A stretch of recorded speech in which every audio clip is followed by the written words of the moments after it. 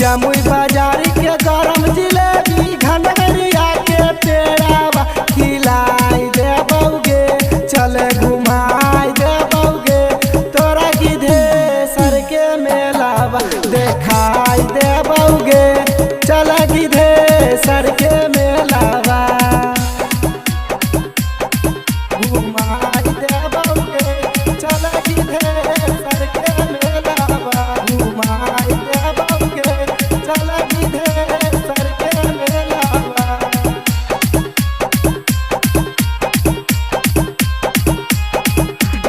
जान से ज्यादा करो हियो तोरा से प्यार गे है खातिर फोन करलिया करी है नहीं इनकार गे करी है नहीं इनकार गे। जान से ज्यादा तोरा से करो ही प्यार गे है खातिर फोन करलिया करी है नहीं इनकार गे।